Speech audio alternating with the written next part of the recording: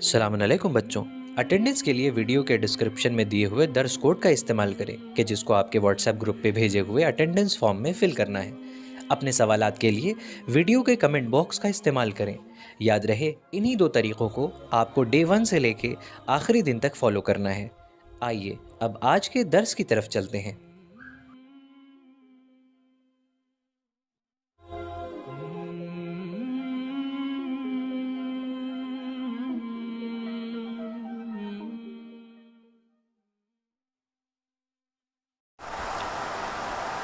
بسم اللہ الرحمن الرحیم، اللہم صلی علی محمد و آل محمد، رب اشرح لی صدری ویسر لی امری واحلل عقدۃ من لسانی یفقہوا قولی۔ ہم رحمت پیغمبر صلی اللہ علیہ وآلہ وسلم رحمت نبوی کے عنوان کے تحت گفتگو کر رہے تھے، اور ہم نے اس سے پچھلے درس میں حضرت صدیقہ طاہرہ سلام علیہا کو پیغمبر اسلام صلی اللہ علیہ وسلم کی رحمت کے مظہر کے طور پر پیش کیا۔ آج کی گفتگو میں ہم آپ کی خدمت میں حضور سرور کائنات صلی اللہ علیہ وسلم کی رحمت اور آپ کی رأفت کے وارث امام حسن مجتبیٰ کریم اہل بیت کے سلسلے سے گفتگو کریں گے کہ قرآن کریم کی مشہور سورہ توبہ کی وہ آیت، اس کے اوپر پہلے ایک توجہ ضروری ہے کہ جو آیت پیغمبر کے وجود میں رحمت اور رافت کے جذبے کو جہاں پر بیان کر رہی ہے، وہیں اس بات کو بھی واضح کر رہی ہے کہ پیغمبر کے بعد جو ان کی مسند پر بیٹھنے والے افراد ہیں، جو ان کے جانشین ہیں، جو ان کے خلفاء ہیں، جو ان کے وارث ہیں، جو وارث علم پیغمبر ہیں، جو وارث اخلاق پیغمبر ہیں، خلق پیغمبر ہیں، جو وارث صفات پیغمبر ہیں، ان کی شان بھی یہی ہے جو پیغمبر کی شان ہے۔ اور یہ آیت بہت کچھ ہمارے سامنے کلیئر کر رہی ہے، سورہ توبہ کی آیت، کہ جہاں پر ارشاد ہوتا ہے بسم اللہ الرحمن الرحیم، لقد جاءکم رسول من انفسکم عزیز علیہ ما عنتم حریص علیکم بالمؤمنین رؤوف الرحیم، کہ تمہارے پاس وہ پیغمبر آ رہا ہے، جو پیغمبر لقد جاءکم رسول، تمہارے پاس وہ پیغمبر آ رہا ہے کہ جو من انفسکم، جو تم میں سے ہے۔ میں نے گزشتہ درس میں اس کی وضاحت کی کہ من انفسکم کا مطلب کیا ہے۔ بعض لوگوں نے یہاں پر من انفسکم سے مراد بیان کیا ہے، بعض مفسرین نے، کہ وہ پیغمبر جس کا تعلق جہان عرب سے ہے۔ کتنی عجیب سی بات ہے، جہان عرب سے ہے۔ قرآن کریم کے سارے خطابات یا ایھا الذین آمنوا یا ایھا الناس کر کے ہیں۔ صاحب ایمان کا خطاب اگر ہے تو صرف عرب لوگوں سے نہیں ہے۔ صاحب ایمان کو اگر خطاب کیا ہے قرآن کریم نے تو ایک خاص خطے کو مد نظر نہیں رکھا ہے، لوگوں سے، یا ایھا الناس۔ تو اگر یہ جو کتاب نازل ہوئی ہے جس کے خطابات یا ایھا الناس کر کے ہیں، یا ایھا الذین آمنوا کر کے ہیں، تو ظاہر ہے کہ اس کتاب کا حامل ایسا فرد نہیں ہے کہ جو صرف عربوں کے لیے نبی بنا کے بھیجا گیا ہو۔ تو پیغمبر کے سلسلے سے بہرحال یہ ایک گفتگو ہے جس کو بعض افراد نے اس طرح سے بیان کیا ہے کہ من انفسکم سے مراد عرب ہونا ہے۔ قطعاً عرب ہونا نہیں ہے۔ من انفسکم سے مراد لوگوں کی سطح پر، لوگوں کی طرح سے ان کا رہن سہن پیغمبر کا ایسا ہی ہے جیسے تمہارا ہے، اٹھنا بیٹھنا ایسا ہی ہے، بلکہ اس سے زیادہ روایتیں اس چیز کو بیان کرتی ہیں کہ پیغمبر کا انداز لوگوں کے ساتھ اٹھنے بیٹھنے کا ایسا تھا کہ پیغمبر دائرے کی شکل میں بیٹھا کرتے تھے، دائرہ وار بیٹھتے تھے، اور اس طرح سے بیٹھتے تھے کہ اگر کوئی آتا تھا دور سے پیغمبر سے ملنے کے لیے اور پیغمبر کو نہیں پہچانتا تھا تو اسے پتہ نہیں ہوتا تھا کہ اتنے لوگوں کے بیچ میں بیٹھنے والی ذات پیغمبر کی ذات کون سی ہے، اسے بتانا پڑتا تھا۔ یعنی ایک انداز پیغمبر کا یہ تھا، سب پر یکساں نظر ڈالتے تھے۔ ایسا نہیں تھا کہ مالداروں کے ساتھ زیادہ اٹھنا بیٹھنا ہو، نہیں، بلکہ پیغمبر کی شان یہ تھی کہ آپ کو ہمیشہ فقیروں کے ساتھ، غریبوں کے ساتھ، ناداروں کے ساتھ، یتیموں کے ساتھ، بے کسوں کے ساتھ دیکھا جاتا تھا۔ تو یہ جو شان پیغمبر ہے، جو شان رسالت ہے، یہ رحمت پیغمبر، یہی رحمت کا جلوہ آپ کے وارثوں کے آئے ہیں، یہی جلوہ کریم اہل بیت امام حسن مجتبیٰ علیہ السلام کے یہاں ہیں۔ ہم اس آیت کے ذیل میں گفتگو کریں گے اور ان نمونوں کو پیش کریں گے کہ جہاں پر رافت اور رحمت کے جلوے ہیں امام حسن مجتبیٰ علیہ السلام کی زندگی میں۔ لیکن پہلے مرحلے پر یہ آیت اور اس پر تھوڑا سا غور کریں کہ وہ ذات جو پروردگار جو نبی کے طور پر جسے بھیج رہا ہے کہہ رہا ہے، اس کی وضاحت یہ کر رہا ہے من انفسکم لقد جاءکم رسول من انفسکم عزیز علیہ ما عنتم، تمہارے اوپر پڑنے والی مصیبتیں اسے ناگوار ہیں، تم سے زیادہ تمہارا درد رکھتا ہے۔ اس کا مطلب یہ ہے کہ ایک شان بیان کر رہا ہے رہبریت کی قرآن کریم۔ یہ پیغمبر رہبر ہے، یہ پیغمبر قائد ہے، امت کو آگے لے کے جانے والا ہے۔ تو قائد تو بہت لوگ ہوتے ہیں، رہبر تو بہت ہوتے ہیں، لیکن قرآن کا ملاک اور معیار یہ ہے کہ رہبر حقیقت میں وہ ہوگا جو قوم کے درد کو اس سے زیادہ سمجھے گا، قوم کو درد میں مبتلا کر کے، قوم کو مشکلات میں مبتلا کر کے کھوکھلے نعروں کے ذریعے سے اپنے آپ کو آگے کرنا، اپنے آپ کو قائد بنا لینا یہ آسان ہے، لیکن قوم کے درد میں، ان کی مشکلات میں ان کے ساتھ کھڑا ہونا یہ سخت ہے، اور یہ وہ چیز ہے جسے قرآن کریم پیش کر رہا ہے۔ آپ دیکھیں کہ پیغمبر کے اندر جو رافت پائی جاتی تھی، جو پیغمبر کے اندر رحمت کا جذبہ تھا، وہ کتنا تھا کہ ایک مقام پر پیغمبر کو پیاس لگتی ہے، صحابی ہیں ظاہراً انس، کہتے تمہارے پاس پانی ہے؟ کہا ہاں یا رسول اللہ یہ پانی ہے، یہ صراحی ہے۔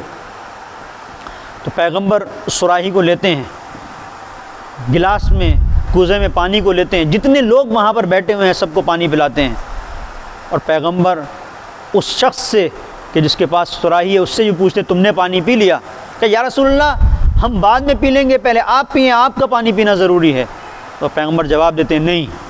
ساقی قوم وہ ہوتا ہے جو پہلے اپنی امتیوں کو پلاتا ہے، پہلے جن کو پیاس لگ رہی ہے انہیں پلاتا ہے، بعد میں خود پیتا ہے۔ یہ ایثار ہے پیغمبر کا، یہ رافت ہے پیغمبر کی، یہ شفقت ہے پیغمبر کی۔ تو یہ وہ درد ہے جسے پیغمبر نے پیش کیا ہے کہ اگر کوئی پیاسا ہے اور تمہیں بھی پیاس لگ رہی ہے تو دیکھو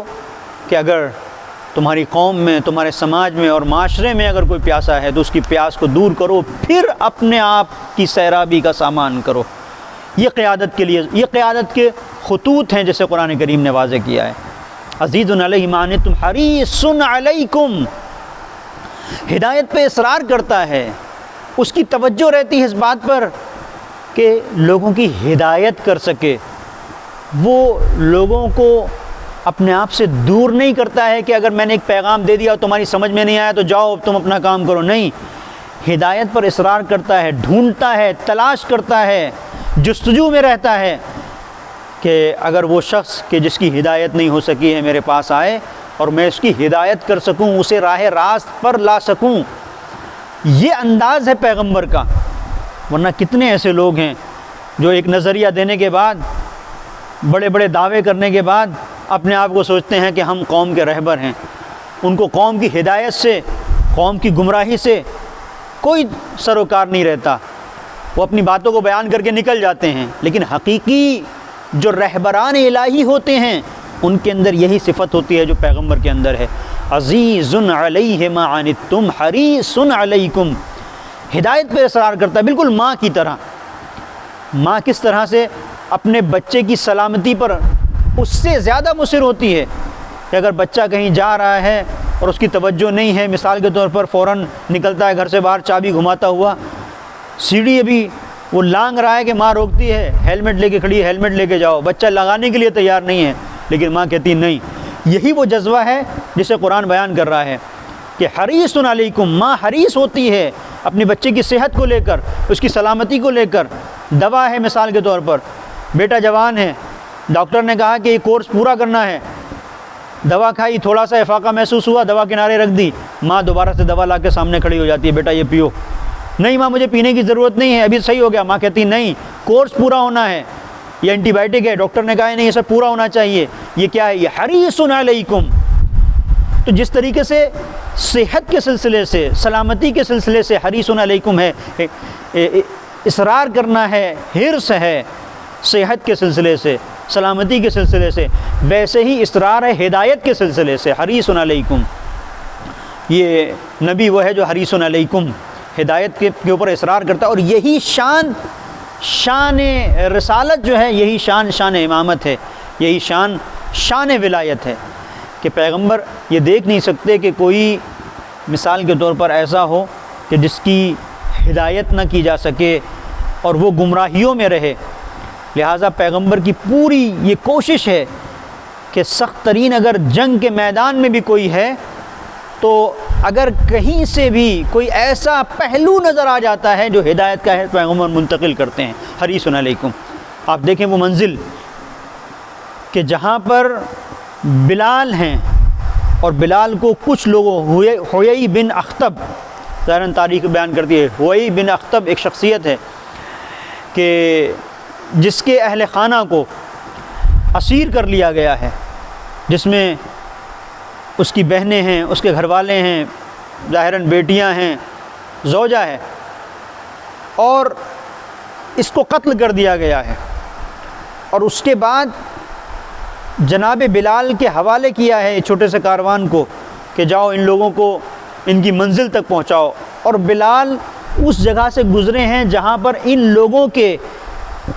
جنازے پڑے ہوئے ہیں جنہیں قتل کیا ہے سپاہ اسلام نے۔ تو پیغمبر جنگ کی حالت میں ہیں، مصروف ہیں، کوئی آ رہا ہے زخمیوں کو لے کے آ رہا ہے، کوئی کہہ رہا ہے کہ آگے کی حکمت عملی کیا ہے، کوئی پوچھ رہا ہے کہ آذو کا ہمیں کتنا اکٹھا کرنا چاہیے، کیا کرنا چاہیے، سارے پانی کا کیا ہوگا، اس سارے مسائل میں گھرنے کے باوجود بھی پیغمبر کی نظر پڑتی ہے، تیوریوں پر بل پڑ جاتے ہیں، بلال تمہارا دل کتنا سخت ہو گیا ہے، کیا کہیں ایسا ہوتا ہے کہ جن لوگوں کو قتل کر دیا گیا ان کے جو اجساد ہیں وہاں سے ان کے اہل خانہ کو گزارا جائے؟ یہ شفقت پیغمبر ہے، یہ رافت پیغمبر ہے۔ اس رافت اور اس شفقت کو ہم وارثان پیغمبر کے وجود کے اندر تلاش کر سکتے ہیں۔ پیغمبر کے یہاں لوگ آتے تھے، گفتگو کرتے تھے، بہت ساری باتیں ایسی کہہ دیتے تھے کہ پیغمبر کو ناگوار گزرتی تھی۔ کتنی مرتبہ ایسا ہوتا تھا کہ پیغمبر کی گفتگو سے پہلے کچھ لوگ بول دیتے تھے، کسی نے آگے سوال کیا، اس کا جواب کوئی پہلے ہی دے رہا ہے، آگے بولتے تھے، جہاں پر آیت نازل ہوئی یا ایھا الذین آمنوا لا تقدموا بین یدی اللہ ورسولہ، کہ اللہ اور اس کے رسول پر سبقت نہ لے کے جاؤ، لا ترفعوا اصواتکم فوق صوت النبی، اپنی آوازوں کو نبی کی آواز کے اوپر بلند مت کرو، مت اٹھاؤ۔ یہ قرآن کو کہنا پڑا، لیکن پیغمبر نے کسی کو نہیں کہا اے میں رسول ہوں، تم ایسے بلند آواز میں مجھ سے کیوں بات کر رہے ہو، یا نہیں کہا کہ تم مجھ سے پہلے کیوں بول رہے ہو۔ لوگ بولتے تھے، پیغمبر کے وجود کے اندر حلم تھا، قرآن نے روکا ہے، یہ آیہ نجوہ جو نازل ہوئی ہے قرآن نے روکا ہے، پروردگار نے روکا ہے، منع کیا ہے۔ لیکن پیغمبر کا انداز کیا تھا کہ ایک شخص، اس نے دیکھا پیغمبر کو، عرب کا جاہل معاشرہ، کتنی حلیم پیغمبر کہ مثلا سہیل پیغمبر کے لیے اپنے ہاتھوں سے بنا ہوا ایک لباس لا کے دیتے ہیں، یا رسول اللہ میں یہ لباس آپ کے لیے لے کے آیا ہوں۔ کہا سہیل تم نے اپنے ہاتھوں سے بنا ہے کیا؟ یا رسول اللہ میں نے اپنے ہاتھوں سے بنا، بہت دیدہ زیب بہترین لباس ہے۔ پیغمبر نے اس کے اوپر ہاتھ پھیرا، ابھی رکھا تھا، ایک سائل آیا سوال کیا، یا رسول اللہ مجھے دے دیجیے، پیغمبر نے اٹھا کے دے دیا۔ سہیل دیکھ رہے ہیں، یہ انداز ہے پیغمبر کا، یہ حلم ہے پیغمبر کا کہ ایک راستے سے گزر رہے ہیں، مانگنا بھی نہیں آتا تھا ان بدو عربوں کو، جاہل عربوں کو۔ پیغمبر کے دوش پر پڑی ہوئی ردا اچھی لگی، یہ بھی نہیں کہا کہ مجھے دے دیجئے، اس زور سے کھینچی کہ تاریخ کہتی ہے کہ پیغمبر کے گلے میں نشان پڑ گیا، گرتے گرتے پیغمبر بچے۔ کیا چاہیے کہ یہ ردا چاہیے، کہہ بھی سکتا تھا، لیکن وہ جاہل انداز یہ تھا، پیغمبر نے اتاری دے دی، کچھ نہیں کہا۔ تو کتنی جگہوں پر اس طرح کے مراحل آئے ہیں جہاں پر پیغمبر نے حلم سے کام لیا ہے۔ ایک شخص مسجد پیغمبر میں داخل ہوتا ہے، مسجد میں آ کر پیشاب کر دیا، پیغمبر دیکھ رہے ہیں، لوگ کھڑے ہو گئے تلوار لے کے، قتل کر دیں گے، پیغمبر نے کہا نہیں روکو، جاہل ہے۔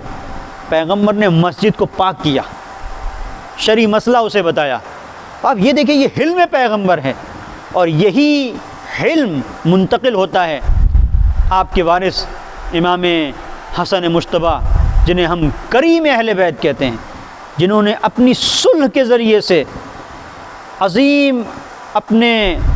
وارث ہونے کا، پیغمبر کے ورثے کا اعلان کیا ہے، اپنے حلم کا اعلان کیا ہے۔ معمولی بات نہیں ہے،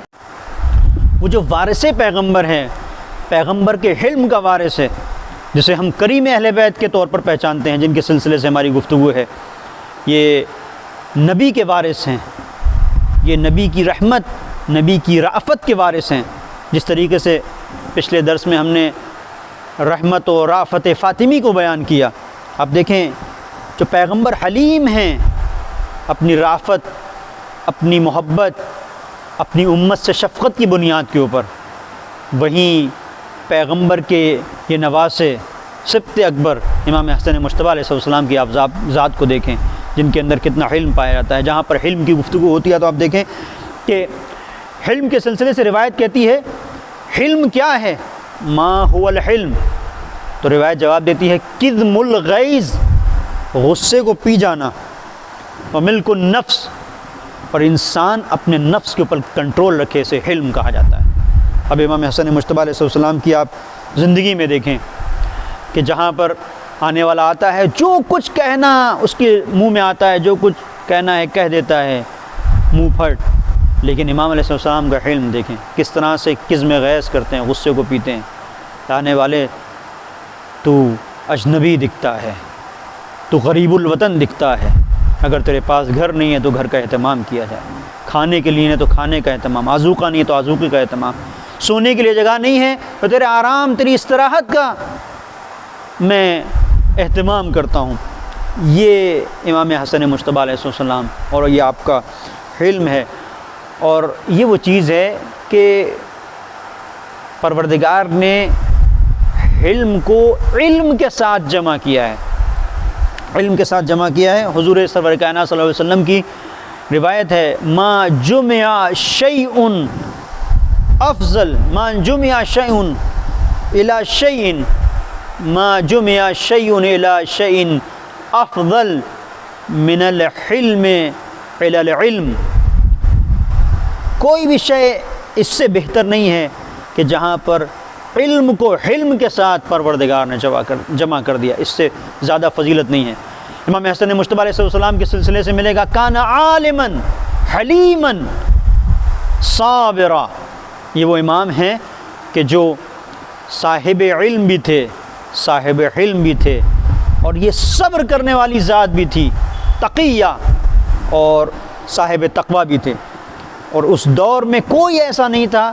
کہ جو اتنا صاحب حلم ہوتا، اتنا صاحب کرم ہوتا۔ حلم کے سلسلے سے گفتگو آسان ہے، لیکن حلم یوں ہی نہیں آتا، انسان کے وجود کا حصہ، بردباری یوں ہی نہیں بنتی ہے۔ امام حسن مجتبیٰ علیہ السلام کے سلسلے سے اگر آپ کے حلم کو، امام حسن مجتبیٰ کے اگر آپ دیکھنا چاہیں کہ یہ حلم کس قدر امام کے لیے سخت ہے، یہ بردباری، انسان یوں ہی فضیلتوں کو حاصل نہیں کر سکتا، کسی بھی بلندی تک پہنچنے کے لیے سختیوں کو برداشت کرنا پڑتا ہے، اپنی روح کی تعمیر کرنا ضروری ہوتا ہے، روح کو بلندیوں کا، سختیوں کا، مشکلات کا عادی بنانا پڑتا ہے۔ آسانیاں ہوں تو کسی نے کہا ہے، بڑی خوبصورت بات کہی ہے کہ جہاں پر آسانیاں ہوں، جہاں پر کوئی مشکلات نہ ہوں، لوگوں کو چھوڑ دیا جائے تو جہاں ہیں وہیں پڑے رہیں گے، ترقی کی منزلوں کو طے نہیں کر سکتے۔ ترقی کو وہی طے کرے گا جو سختیوں سے گزر سکتا ہو، جو چیلنجز کو عبور کر سکتا ہو۔ روایت کہتی ہے کسی نے آ کر صادق آل محمد علیہ السلام سے سوال کیا کہ حلیم کون ہے اور کیسے انسان حلیم بن سکتا ہے، کیسے انسان بردبار بن سکتا ہے؟ تو آپ نے جو جواب دیا کہ الحلم سراج اللہ، حلم اللہ کا چراغ ہے، حلم اللہ کا چراغ ہے، والحلم یدور علی خمسۃ اوجہ، اور حلم 5 چیزوں کے ارد گرد گھوم رہا ہے۔ یعنی اگر حلم کو تلاش کرنا ہے، اگر بردباری کو تلاش کرنا ہے تو دیکھو یہ 5 چیزیں تمہارے وجود کا حصہ ہیں کہ نہیں ہیں۔ وہ 5 چیزیں کیا ہیں؟ ان یکون عزیزا فیضل، تم پہلے لوگوں کی نظروں میں آبرومند ہو، عزت مند ہو، اور اس کے بعد تمہیں ذلیل کر دیا جائے لیکن لبوں پر کوئی شکوہ نہ ہو. تمہارا رب وہی رب ہو جو بے آبروئی میں ہے وہی آبرو کے ساتھ بھی ہے. کوئی فرق نہ کرے کہ لوگ کیا کہہ رہے ہیں. بے آبرو ہونے کے بعد بھی سجدوں میں فرق نہ ہو. بے آبروئی کے بعد بھی لوگوں کے درمیان طعن و تشنیع کے باوجود بھی انسان کی بندگی کے اوپر کوئی حرف نہ آئے. اسی طریقے سے بندہ پروردگار. اس لیے کہ تمہارا مطمع نظر یہ ہے کہ خدا مجھ سے راضی ہے. تو حلم کی پہلی منزل یہ ہے کہ ان یکون عزیزا فیذل. ایک انسان عزیز ہو اس کے بعد ذلیل ہو جائے لوگوں کی نظروں میں, لوگوں سے ذلیل کر دے. ورنہ عزت اور ذلت تو خدا کے ہاتھ میں ہے کہ عزت پروردگار کے ہاتھ میں ہے. من کان یرید العزہ فللہ العزت جمیعا. اگر کوئی بھی عزت چاہتا ہے تو عزت اللہ کے ہاتھ میں ہے. کوئی کسی کو ذلیل نہیں کر سکتا اگر خدا نہ چاہے. یہ ایک الگ مرحلہ ہے. لیکن لوگ اگر کہیں پر ایسی باتیں کر رہے ہیں کہ کسی کو ذلیل کرنا چاہتے ہیں تو بہرحال ایک انسان کے وجود کے اندر یہ بات آتی ہے کہ کل تک میں عزیز تھا, آج کسی بنیاد کے اوپر لوگ یہ سمجھ رہے ہیں کہ مجھے بے آبرو کر دیں گے. تو اس بنیاد کے اوپر اگر کچھ باتیں اس کے کانوں میں پڑیں تو خدا نخواستہ اس کے ذہن میں یہ بات آئے کہ میرے ساتھ کیا ہو رہا ہے. نہیں, وہ سوچتا ہے کہ پروردگار عزیز اور ذلیل کرنے والا ہے. تو اس کے وجود کے اندر حلم ہوتا ہے, پائیداری ہوتی ہے, ان تمام چیزوں کو پی جاتا ہے. وہ دیکھتا ہے کہ میں خدا کے نزدیک ذلیل نہ ہوں, خدا کے نزدیک ذلیل نہ ہوں. اسے پتہ ہے, مثال کے طور پر اگر سماج اور معاشرے میں ایک جھوٹ بولے گا تو لوگ کہیں گے ہاں بڑا اچھا انسان ہے. وہ ایک جھوٹ اگر بول دے گا, لیکن وہ دیکھتا ہے کہ میں جھوٹ بول کر کچھ دن کے لیے لوگوں کی نظروں میں عزیز ہو سکتا ہوں لیکن خدا کے سامنے ذلیل ہو جاؤں گا. وہ خدا کو دیکھتا ہے اور لوگوں کی نظروں میں اگر ذلیل ہو بھی جاتا ہے تو اسے برداشت کرتا ہے. ان یکون عزیزا فیذل, پہلی منزل حلیم کے لیے ضروری ہے, حلم کے لیے ضروری ہے. ان یکون صادقا فیتہم, ایک انسان سچا ہو اور اس کے اوپر الزامات کی بارش ہو, اس سے جھوٹا ثابت کیا جائے, اس سے وہ نہیں گھبراتا. حلم اس کے وجود کا حصہ ہے. پائیداری سے بات قدم میں اس کے لغزش نہیں ہوتی ہے. اس کے بعد او یدعو الی الحق فیستخف بہ, وہ حق کی طرف دعوت دے اور اسے ہلکا سمجھا جائے. اسے کہا جائے یہ کیا اونٹ پٹانگ کی باتیں کر رہے ہیں, وہ حق کی طرف بلا رہا ہے اور لوگ اس کا مذاق اڑا رہے ہیں. یہ حلم کی منزل ہے, یہاں سے حلم واضح ہوتا ہے. اس کے بعد ان یوزی بلا جرم, اسے بغیر جرم کے ستایا جائے. بغیر, اس کی کوئی خطا نہیں ہے, اس نے کوئی غلطی نہیں کی ہے لیکن اسے ستایا جا رہا ہے. یہ حلم کی منزل ہے. ان یطالب بالحق فیخالفوا, وہ حق کی طرف دعوت دے رہا ہے, راہ راست کی طرف پکار رہا ہے لیکن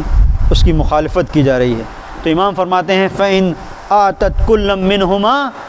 اگر یہ ساری چیزیں جو میں نے حلم کے سلسلے سے بیان کی کہ 5 چیزوں کے ارد گرد حلم گھوم رہا ہے, حلم اگر تم نے یہ ساری چیزیں اختیار کر لیں, فإن آتت کل منہما حقا فقد اصبت, اگر یہ ساری چیزیں تمہارے وجود کا حصہ بن گئیں تب اب تم حلیم کہے جانے کے لائق ہو. تو آپ دیکھیں کہ ایک حلم کے لیے کتنی سختیوں سے گزرنا ہے. اور یہ ذات جو امام حسن مجتبی علیہ السلام کی ذات ہے, اس کو آپ دیکھیں کہ صلح کر رہے ہیں تو صلح کی بنیاد کے اوپر کتنے لوگ ہیں السلام علیکہ یا مضل المومنین کہہ رہے ہیں. مضل المومنین, اے مومنین کو ذلیل کرنے والے معاذ اللہ. لیکن حلم پیغمبر اور حلم پیغمبر کے وارث ہیں, حلم کے وارث ہیں سبط پیغمبر امام حسن مجتبی علیہ السلام. لبوں پر شکایت نہیں ہے, لبوں پر شکوہ نہیں ہے, صلح کے ذریعے سے عظیم کام کیا ہے. یہ صلح نہیں ہے, یہ رحمت اور رافت پیغمبر کی تجلی ہے جسے امام حسن مجتبی علیہ السلام نے پیش کیا ہے. آپ اس صلح کو دیکھیں اور صلح سے ملنے والی جو کامیابی ہے اس کو دیکھیں, پھر اندازہ ہوگا کہ امام حسن مجتبی علیہ السلام نے معاشرے کے لیے, اپنی امت کی بقا کے لیے, ان کی حفاظت کے لیے, راہ راست پر ان کے آگے بڑھنے کے لیے, رکاوٹوں کو دور کرنے کے لیے, ترقی کی راہ میں جو چیلنجز ہیں, جو اسلامی معاشرے کے خد و خال کے سنبھالنے میں سنوارنے میں جو مشکلات ہیں,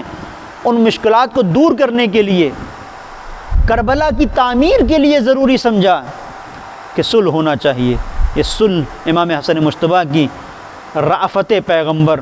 رحمت پیغمبر کا مظہر ہے کہ جہاں پر اگر صلح کی صرف 2 شرطوں کو لے لیا جائے، اور ان 2 شرطوں پر اگر ہم غور کریں تو ہم سوچیں گے کہ کتنا کچھ امام حسن مجتبیٰ نے اس صلح کے ذریعے سے ہمارے حوالے کیا ہے، جو وارث پیغمبر ہیں، کہ جو صلح کے شرائط ہیں اسے علماء نے بیان کیا، ھذا ما صالح علیہ الحسن بن علی علیہم الصلاۃ والسلام، یہ صلح نامے کے وہ شرائط ہیں کہ جس پر امام حسن مجتبیٰ علیہ السلام کہتے ہیں کہ میں صلح کر رہا ہوں معاویہ بن ابی سفیان امیر شام کے ساتھ۔ صالحو،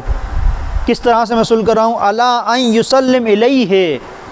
کہ میں الا ان یسلم علیہ۔ یہ صلح کے شرائط آپ دیکھیں، ان شرائط کو دیکھ کر ہم اندازہ لگا سکتے ہیں کہ کیا کچھ اس صلح کے ذریعے سے امام حسن مجتبیٰ نے ہم تک منتقل کیا ہے، کہ جہاں صلح کی صرف 2 شرطوں کو آپ کی خدمت میں عرض کر رہا ہوں کہ ھذا ما صالح علیہ الحسن بن علی علیہم السلام مع معاویت ابی سفیان، کہ امیر شام کے ساتھ یہ وہ صلح ہے کہ جسے میں انجام دے رہا ہوں۔ صالحو علی ان یسلم الیہ ولا ولایت امر المسلمین،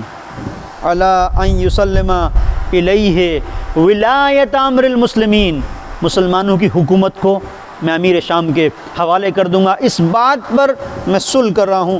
لیکن اس حکومت کو امیر شام کے حوالے کرنے کے شرائط کیا ہیں؟ اس کی شرط یہ ہے کہ ان یعمل فیہم، کہ وہ عمل کرے گا بکتاب اللہ۔ امیر شام سے ہمارا مطالبہ یہ ہے کہ وہ حکومت تو میں اس کے حوالے کر دوں گا، مجھے حکومت سے محبت نہیں ہے، مجھے محبت ہے کہ کتاب خدا کا قانون نافذ ہو، دین کا قانون نافذ ہو۔ الا ان یعمل فیہم بکتاب اللہ تعالی و سنت رسول اللہ،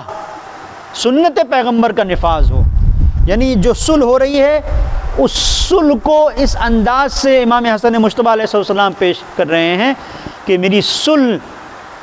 ان شرائط کے اوپر ہے کہ اگر میں حکومت کو حوالے کر رہا ہوں تو اس لیے کر رہا ہوں کہ کتاب کے قانون کے تحت تمہاری حکومت چلے گی، سنت پیغمبر کے تحت چلے گی۔ اب اس کے بعد ہوا کیا وہ ہمارے پیش نظر ہے کہ جہاں پر امیر شام نے جا کر جب اعلان کیا ہے تو کیا اعلان کیا؟ صلح اس بات پہ کی، یہیں سے امام حسن مجتبیٰ علیہ السلام نے حقیقت کو واضح کیا ہے امیر شام کی صلح کے ذریعے سے۔ اگر یہ صلح نہ کرتے تو یہ جو منزل تھی حریص علیکم، جو رافت ہے، جو رحمت ہے، رحمت پروردگار کے مظہر ہیں، یہ واضح نہ ہوتا۔ یہاں پر واضح کیا ہے، کیسے واضح کیا ہے کہ میں یہ شرط رکھ رہا ہوں، اب آنے والا زمانہ دیکھے گا کہ امیر شام نے ان شرطوں پر کتنا عمل کیا۔ پھر اگر عمل نہیں کیا تو اس کی حکومت ناجائز حکومت ہے، اس کی حکومت ظالمانہ حکومت ہے، وہ اس لائق نہیں کہ کہا جائے کہ یہ حکومت صحیح ہے، چونکہ شرط یہ ہے کہ حکومت ہوگی تو قرآن کے اصولوں کے مطابق ہوگی، سنت پیغمبر کے مطابق ہوگی۔ اب خود کیا کیا اسے آپ دیکھیں، جسے مقدسی نے، دوسرے بزرگوں نے، بزرگان تاریخ نے اسے نقل کیا ہے کہ جہاں پر امیر شام ایک مقام پر اہل یثرب کو مخاطب کرتے ہوئے، اس دور کے مسلمانوں کو مخاطب کرتے ہوئے کیا کہتا ہے امیر شام کہ انی واللہ ما قاتلتکم، خدا کی قسم میں تم سے اس بات پر قتال نہیں کر رہا ہوں لیصلو، کہ تم نماز پڑھو، میری جنگ تم سے نماز کے لیے نہیں ہے، ولا تصوموا ولتصوموا، میرا مطالبہ یہ نہیں ہے کہ تم روزہ رکھو، اور میرا مطالبہ یہ نہیں ہے کہ تم حج کرو، بلکہ وقد عارف، مجھے پتہ ہے، میں جانتا ہوں، انکم تفعلون ذالک، کہ تم ان سب کو انجام دیتے ہو، تم نماز بھی پڑھتے ہو، تم روزہ بھی رکھتے ہو، تم زکوٰۃ بھی دیتے ہو، تم حج بھی کرتے ہو، پھر میں کیوں تم سے لڑ رہا ہوں؟ ولیکن انما قاتلتکم، لیکن میں تم سے اس لیے قتال کر رہا ہوں، اس لیے لڑ رہا ہوں، لتآمر علیکم، تاکہ میں تمہارے اوپر حکومت کر سکوں، وقت آتانی اللہ ذالک، اور یہ حکومت اللہ نے مجھے دی ہے، وانتم لہو کارہون، اور تم اس سے بچنا چاہتے ہو، تم اس حکومت سے بھاگنا چاہتے ہو، لیکن یہ حکومت اللہ نے مجھے دی ہے، تو میں اس حکومت کی خاطر تم پر حاکم ہونے کے لیے لڑ رہا ہوں۔ اب آپ دیکھیں کہ یہ ساری وہ چیزیں ہیں کہ جسے امیر شام نے بیان کیا، اور مقدسی نے جو عظیم مورخ ہیں ظاہراً 30ویں صدی کے، جنہوں نے اس بات کو واضح کیا کہ کل شرط شرطہ، جتنی بھی شرطیں تھیں جسے امام حسین علیہ السلام نے شروط صلح کے طور پر رکھا تھا، فہو مردود، خود امیر شام یہ کہتا ہے، صلح نامے کے شرائط کو اپنے پیروں تلے رونتے ہوئے کہتا ہے کہ جو بھی شرطیں امام حسن مجتبیٰ نے رکھی تھی فہو مردود، وکل وعد وعدتہ فہو تحت قدمی، اور جو بھی میں نے وعدہ کیا تھا وہ سب کے سب